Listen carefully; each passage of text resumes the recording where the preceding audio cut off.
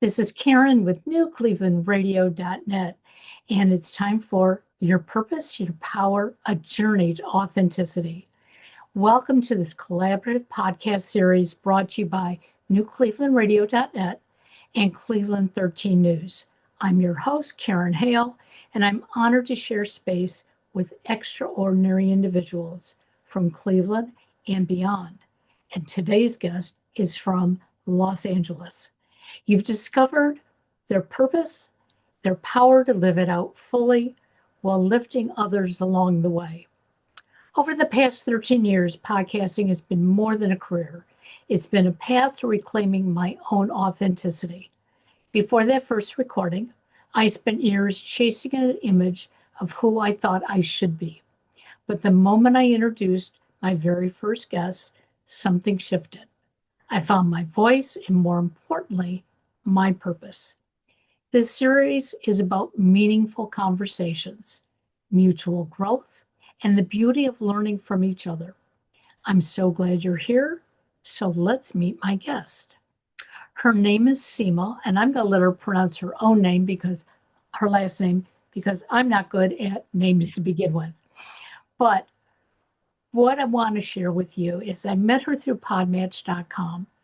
And when I read her bio, I thought, Sima is one of millions of women across the globe who are struggling to find their identity. And too often, as women, we have given our identity up to others, whether it be our parents, our teachers, our husbands, our children, our employers. We become who we think they want us to be, and we lose ourselves along the way. So, Sima, I know you have a journey. In fact, it started when you were a young child and you immigrated to the United States. You are a U.S. citizen and you're finding your voice as an adult. Tell us how that happened.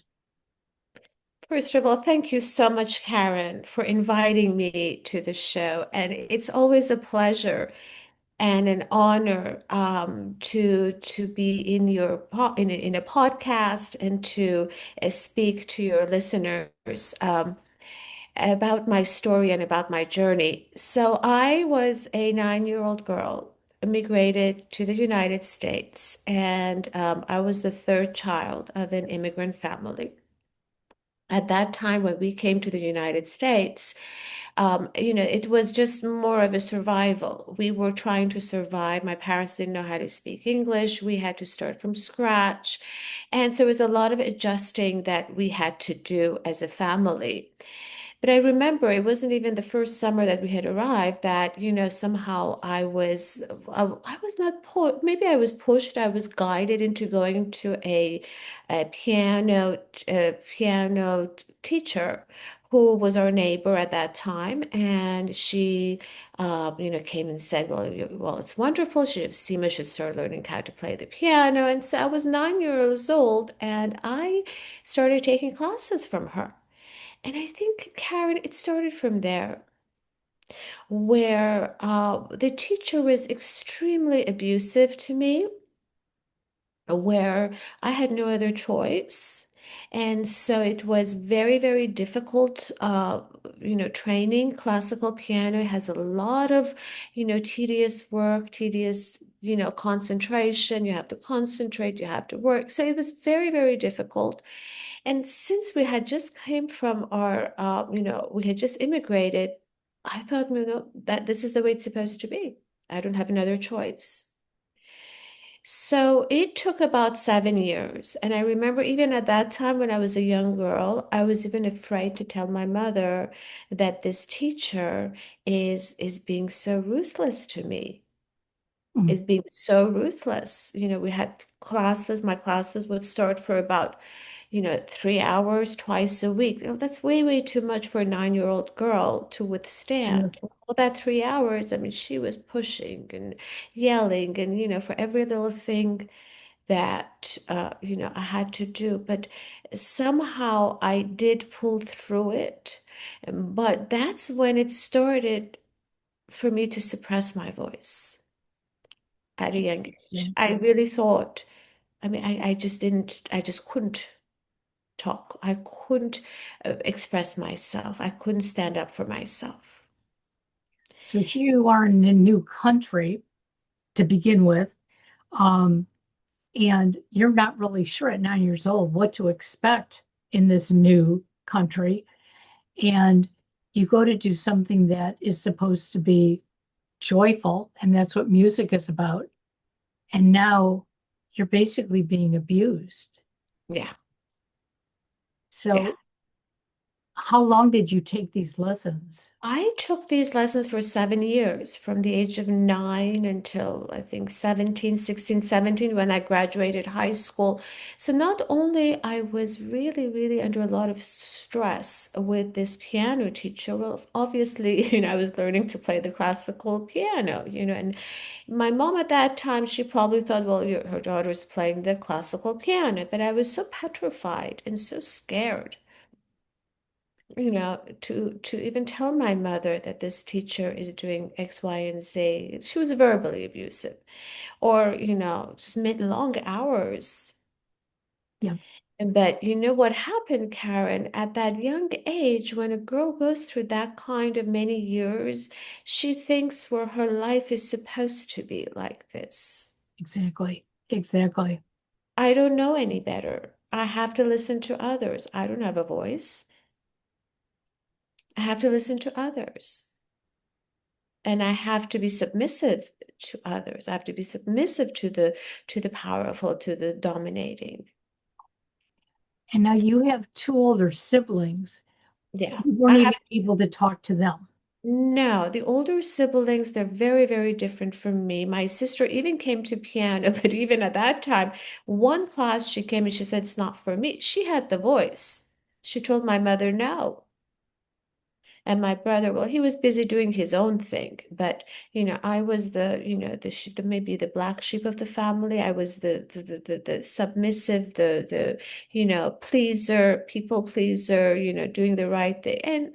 And it really did truthfully start at that young age. Yep, And absolutely. so, because your brain is somehow wired that way, not to say anything, not to, break the status quo. Not, I was just, in me. But I did survive her, and I did go to college at the age of 17. And at 17, my brain was so wired and so, overachiever, and I was trying to do that. I did graduate with double majors, political science and music from USC, in a matter of 3 years. Whoever does this, right? But Yeah, since I had this training from the piano that was so, my brain was overly achieving, my brain wires was like overly achiever. So and then at 20, when I graduate, in our culture, in our religion, it was like a matchmaking, yep. we were not supposed to date. I have never even dated anybody else in my life. And so the parents, they knew each other, and boom, after 4 months of dating, I don't know any better. I get married. So that's a Right? cultural thing. However, it's from the old country Yeah. culture. It wasn't an American thing. No, it wasn't an American thing. No, no. If my parents thought if I didn't get married, I would be an old maid by 20. And And I was a very high achiever person. I had done so much in my piano. I had done so much in my college. There were so much opportunities, that I could have done and done with my life rather than get married at an early age. I could have, explored who I am. I could have discovered who I am. I could have discovered what I want.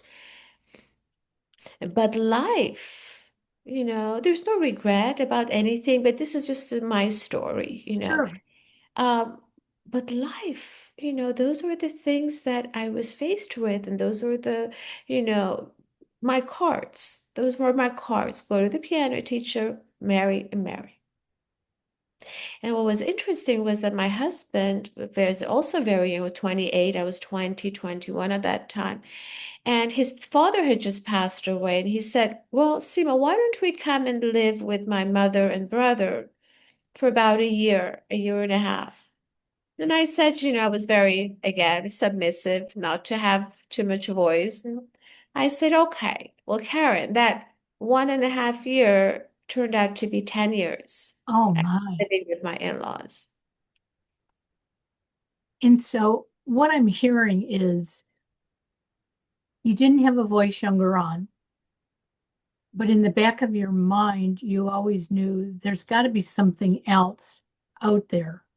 Yeah, But because of culture and conditioning, you just follow certain steps day after day. And yeah. I totally understand that. I got married when I was 21. Oh, Um, and basically got married when I was 21 because all my female cousins had been married by the time they were 21. It was sort of a thing. Um, and yet, my husband and I, we were not ready to be married, but we got married because society and parents sort of instructed it. And it wasn't an arranged marriage. We had met, we knew each other. However, I knew almost right away too. I wanted to be married because all my friends were getting married and wanted to be like my cousins, but I knew there was something I was missing. And it took me a long time to finally go out and look for it. So you got married, you lived with your in laws, you had children. When did you finally sort of wake up and say, there's something else out there? Like, how do I grab it? well, it was a wake-up call I did have when I turned 36. This is probably maybe 13 years through my marriage. I was also when I was married, Karen, I was also a teacher. I was a piano teacher because I was so well trained with piano. I was a piano teacher, and so that, and raising the kids, that, occupied a lot of my time. When you're busy with the kids, you're occupied. When you're busy with teaching, you're occupied, So, and then you do as a young girl, and that's how I was, as adulthood, not have a voice. I did take on, I swallowed a lot. I swallowed a lot. Unfair, unjust things that did happen to me. But nevertheless, at 36, I think maybe 33, I do become friends with a lady. Her name's also Sima. And 3 years later, just as soon as I meet her and we do go on trips and we do things together, she passes away. At 36, and I saw my friend she was in her 40s, passed away. Oh my God, it was like something, Karen, in my gut. Even to this day, I remember my gut, literally my stomach was shaking. And I'm petrified because I found out that she passed away from ovarian cancer in 4 months. I mean, Oh my. you can, people who do want to live in this world, they'll make an effort to go to, chemotherapy. I found out, no, she did not want to make an effort to live because she was under a very suppressive husband.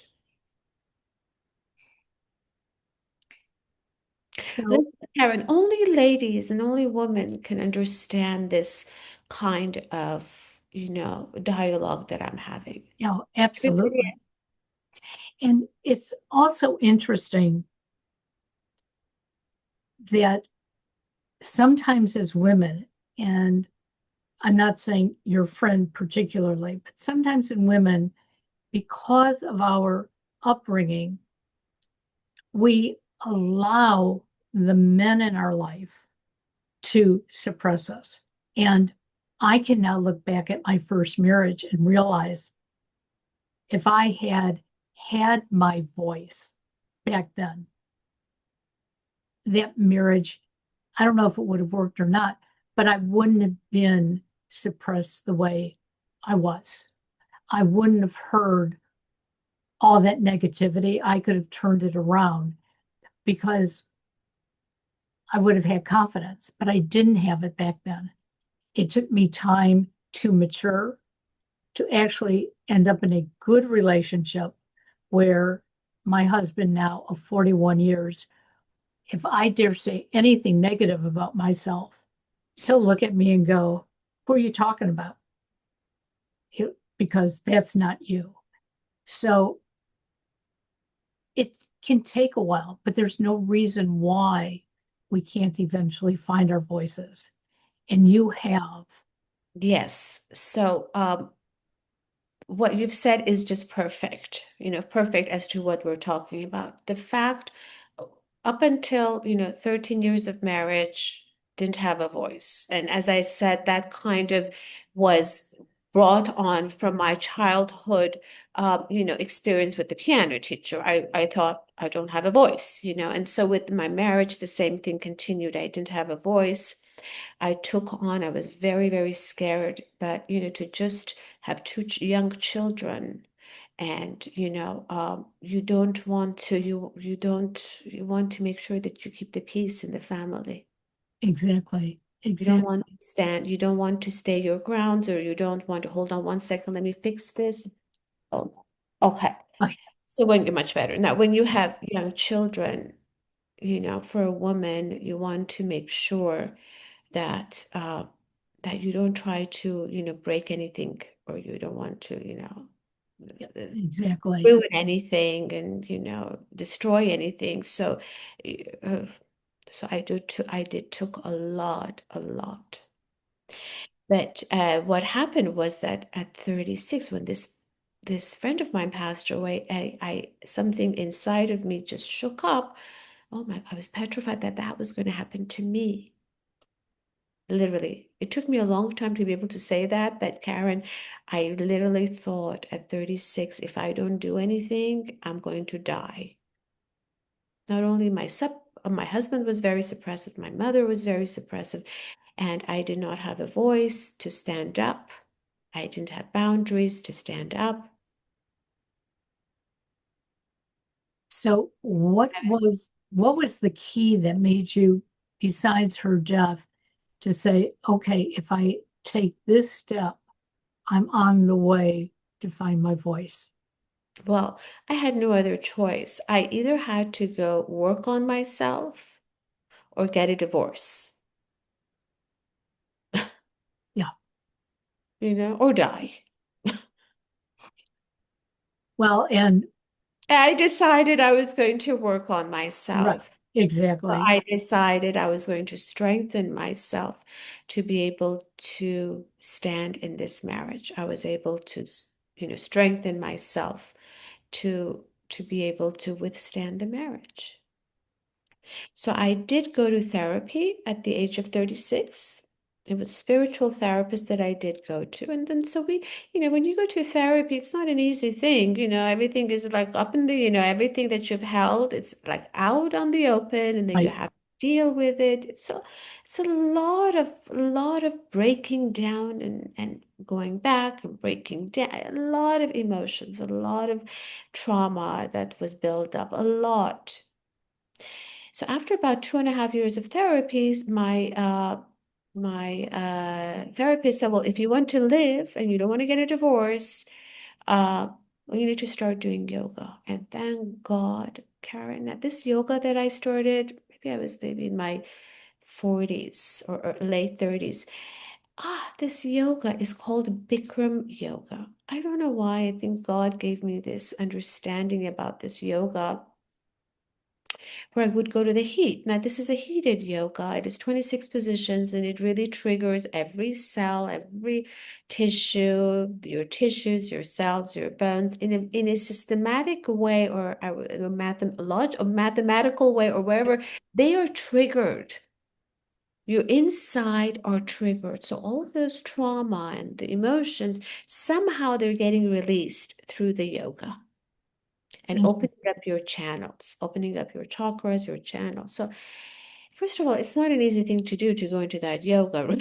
It's like, but I was so determined. I was so adamant that I wanted to live.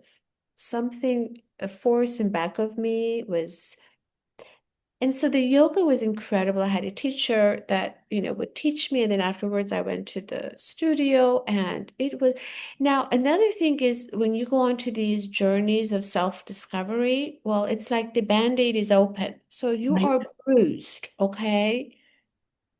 And so I am witnessing everything. I am feeling everything. I am, you know, everything. Now, do I still have a voice to stand up? No, I don't. But I'm still processing so much and trying to find a way, a path in my life. But I really did work on myself. I worked so hard. So a lot of interesting things did happen. We did adopt a little boy. I have two kids, of with my marriage, and then we have a boy who is, not our culture, not our religion, and now he's 12 years old. He's living with us. His mom is living with us.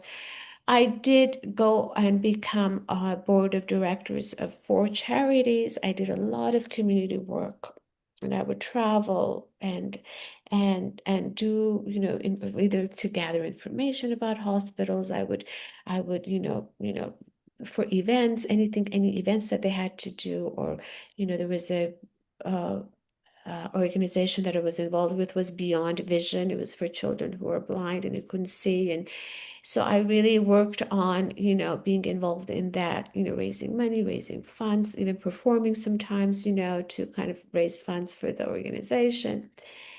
So it was, just a lot of things did happen, and I did a lot of traveling, either with my friends or with family, and those travels always, I was very open to receiving either information that I was getting from the divine or something that I had to process within myself. And was a tough journey, but I just somehow deep down knew that there was a reason for me to go through all of this. Did I still have a voice? No, through those years, I didn't.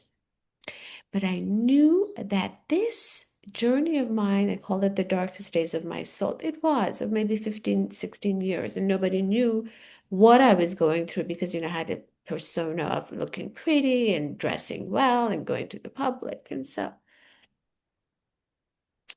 50. That was the day when I had a birthday party, and my friend threw a birthday party for me. We had some people, gather around. And Karen, for the first time in my life, I found myself being aggressive for the first time and taking the microphone. And I said it to all those ladies that were there. I think it was October of 2019. 2019. I'm done with act one of my life. I'm ready for act two. I had just turned 50. But did I know what the hell I was going to be doing? No way. I had no clue. But I remember I said that. And these ladies, in our society, oh, what do you mean you've raised the kids? You've done mom, you've done community work, you've done travels, you've done self-introspective work, you've done, oh, well, what do you want to do? I really did have lived a complete life, more than maybe anybody. I mean, I really did. But But what somehow what something you told me, but what you announce to them is so important, and I'm hoping other women hear this, that there is more than one act in our life. yeah, There are numerous. And that's what the journey is all about. And if we are mindful of who we are and what we need, then we can find our internal happiness.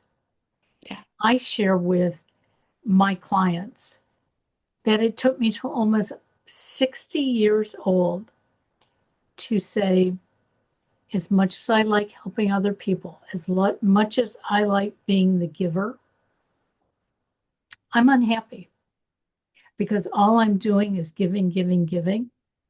And my circle expected it from me.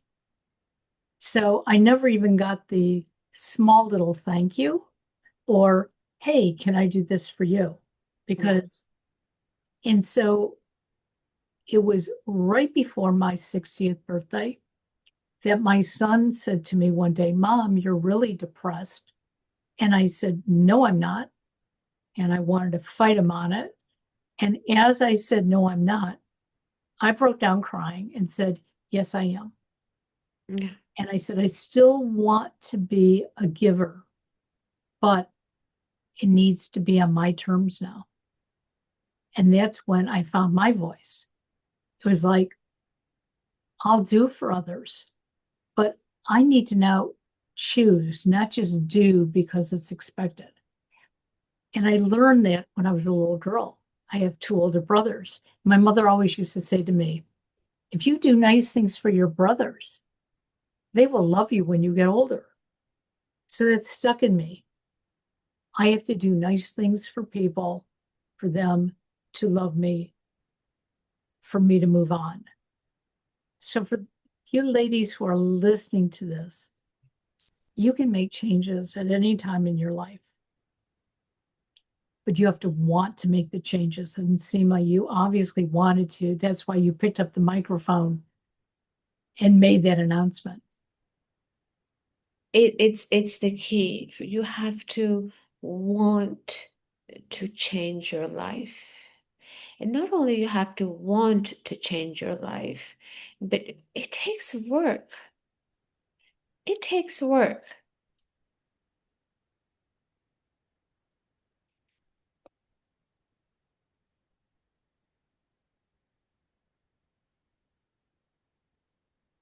Okay, so we got up. Yeah. Yeah.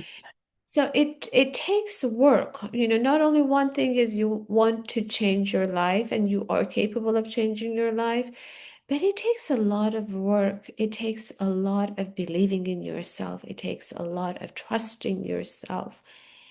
And so when at 50, I decided and I announced it to these ladies, I'm done with Act One. I want Act Two. I was really, really done. I wanted to create another world, create another experience, and without really not knowing anything as to what I was doing. I mean, I'm going to say this till the end of the day. I didn't know what I was doing. During COVID, let me show you, Karen. I picked this book. It's a it's a leather book like this, you know, where Okay. all, where all the where I had no clue what I was doing, honestly, where all the pages are intact. And I started sketching designs, evening wear designs. Have I ever done this before? No. Have I taken it? I always wanted to do it. I had all this passion of creating and doing just designing and creating dresses. Never did I take a fashion. I tried to go to school, I think when at college, but I couldn't stand. Everybody was so much younger than me. I couldn't even go to school And but during COVID, not knowing what I was doing, I I started sketching designs. So it's something like taking a leap of faith.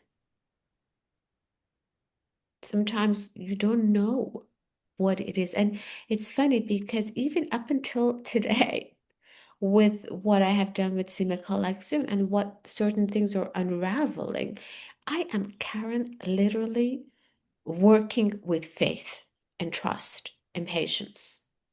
Now, somebody would say, how can you build a business like that? I don't know, but I did. Every decision that I had to make, good or bad, every alignment, good or bad, every minute details of, I can share some of it with you. I mean, I'm just listening to my gut. I'm listening to my gut. So it started in 2020. I started sketching these designs, and it was just like we didn't have anything else to do during COVID. I had to keep busy with something. But even at the beginning when these designs came, and these designs, when I do a design, it's done with. I don't go back and erase it. And that's why I told you about that leather book, because Yeah. anybody sees that leather book, the pages are intact. The things that would come to me one after another are there. And so I don't have eraser marks. I don't have redos. But you have to understand, these sketches were not like complicated and sophisticated. No, they're just simple designs that, you see the colors, you see the embellishments in minute details, you see the different kinds of fabrics. Let's say that I've used a chiffon, a silk, a satin. And you can tell because that requires that kind of a, material. But I don't know. I mean, I just started and it's something you can tell your listeners. I didn't know what I was doing, but I just took a leap of faith. But I believe a lot of people who are successful, and we can all put success on a scale, and it's going to look different for all of us. But I do believe that people who are truly successful, it's because of a need that they need to fulfill. Yeah. Now, I remember when I started podcasting a little over 14 years ago, I knew nothing about podcasting other than I read an article, I listened to a couple, and I came home and I said to my husband one day, I want to start a podcast. And he goes, okay, what do you need?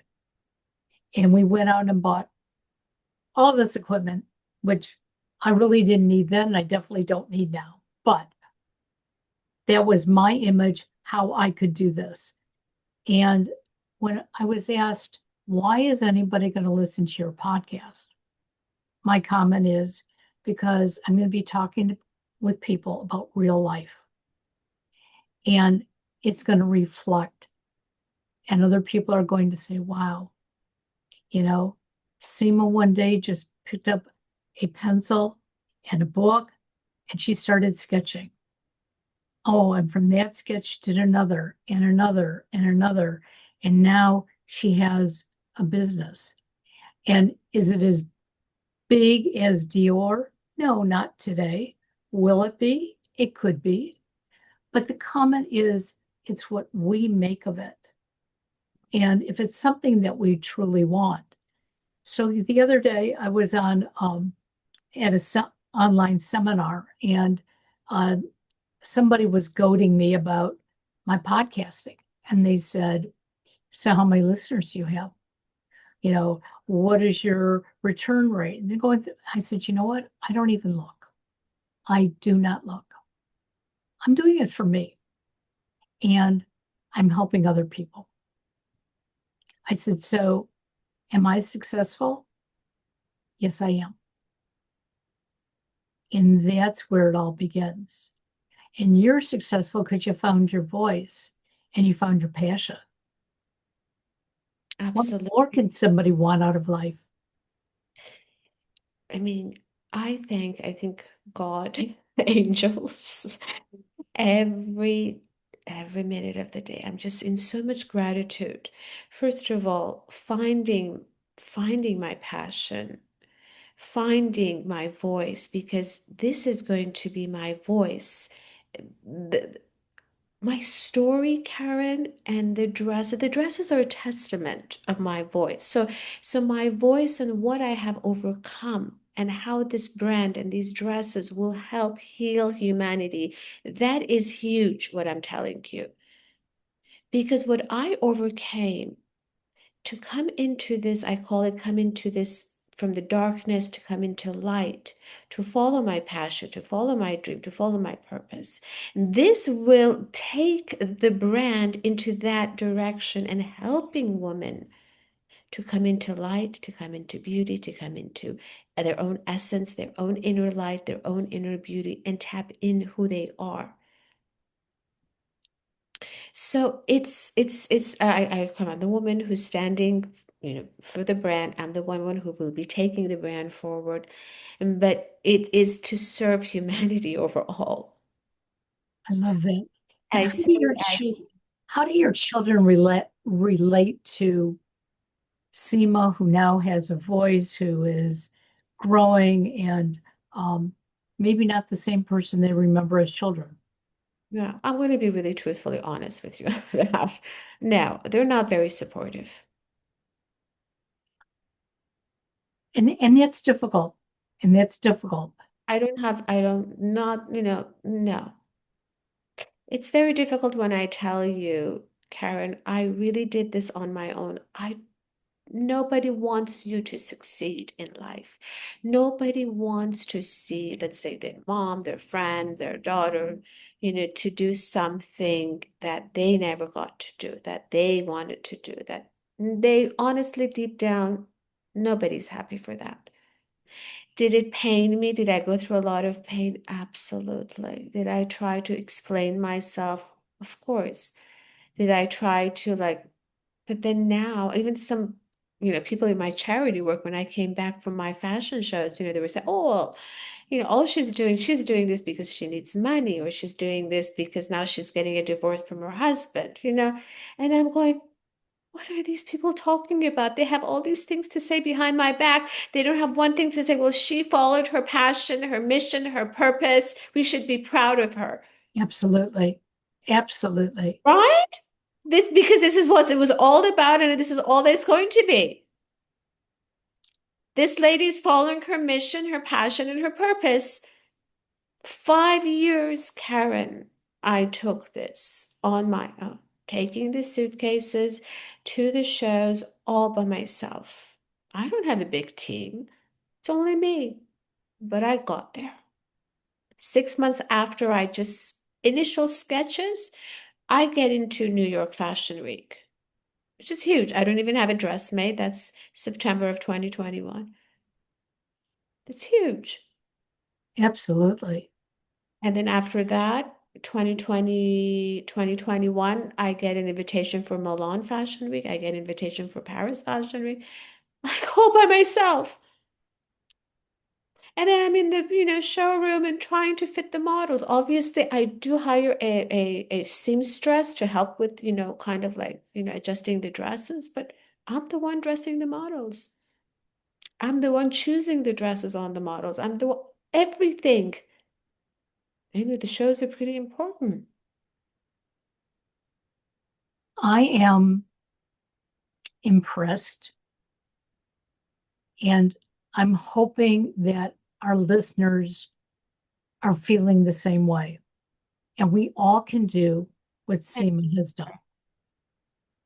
Some of We us do have have support, others do not. But if it's something that you truly, truly believe in, um, my parents taught me some really great lessons. Um, the rest of our family was very well off. My parents struggled, but they didn't wear it on their sleeve. They went out, they did what they had to, they were creative. And they taught my brothers and I, if you want something, you have to go for it. Don't wait for somebody to bring it to you, because then it's really not yours, it's theirs. exactly. And when I was graduating high school and I wanted to become a broadcaster, and this was back in 1968 when women were not really in broadcasting, my parents said, we'd rather you be a teacher. Go to school, get your teaching degree, you'll get married, you'll have a family. This was their view back in the 60s. And I didn't listen to them because I didn't want to become a teacher. I got an associate's degree in communications and couldn't do anything with it because, like I said, women weren't in my field. However, when I turned 60, I went back to college to get my degree and get my master's, and I did it for me. Now, sadly, my father was not around to see it, but my mother was. And my mother said to me one day, I am so sorry you had to wait so long. And I said, but now it means more because I did it. I paid for it. I did the work. I gained the degree, and I'm using it in the way that I want to. And that's what I see you doing, Sima. You designed, you got your invitations, you're getting out there, you're moving. And sadly, there are going to be people in this world who are going to look at you and say, oh, you're doing this so that you can leave home. You're doing this so you can be Miss Popularity. You're doing it because you need to do it. I have to do this. It's a mission. And I say it all the time. And I've said it, in some of my shows as well, that Sima Collezione is a mission. Everybody, when they come into this lifetime, they have a mission. We have a mission. We have a cause that we have to do. We have to try at least. We have to try to at least do the mission. Now, mine was this, but everybody's can be something else. But you have to tap into your inner voice, inner self, and find out what that mission is. What is the guiding lights inside of you telling you that you need to do in this lifetime? And boy, when you know what that is, you stick to it.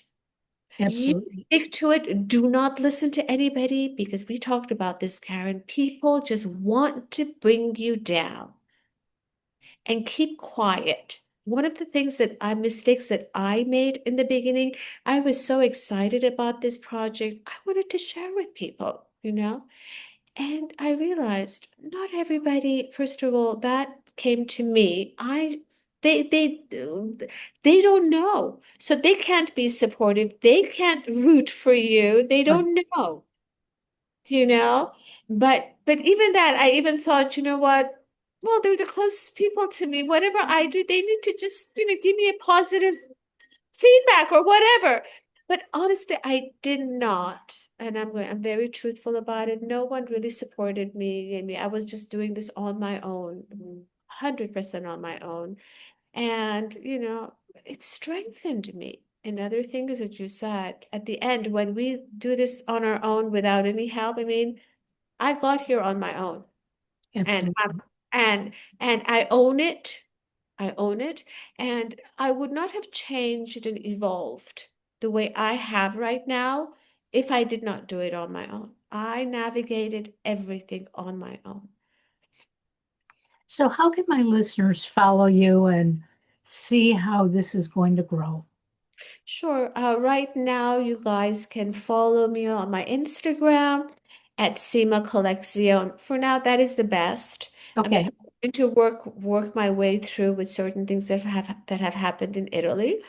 For me, for Sima Collection, because that was my original vision, Karen. My vision was for the dresses to be made in Italy because they carry that vibe, the essence and the vibration of art, of class, of couture. I could not have had the dresses made here in Los Angeles, with all due respect. The Italians, they have that, artistry. They Right. have that to make these dresses. So it was a lot of, struggles and pain and suffering for me to keep this brand intact and not give it away for money, not give it away for fame, not give it away to any influencers, any movie stars. Nobody has worn a Sima Collection. Well, I want Give to thank it you. away. I want to thank you for sharing your journey. We're going to follow you, and Please do. your information will be in the show notes. So, for our listeners, go to the Instagram page and take a look at what Seema's doing. And one day we may see one of your designs on somebody walking across the red carpet somewhere, which would be It absolutely wonderful. I love it. will be. It will be. It will be such a pleasure, Karen. And honestly, thank you so much for having me on your show. Thank you. Have a wonderful day now. Bye bye. Thank you. Bye-bye.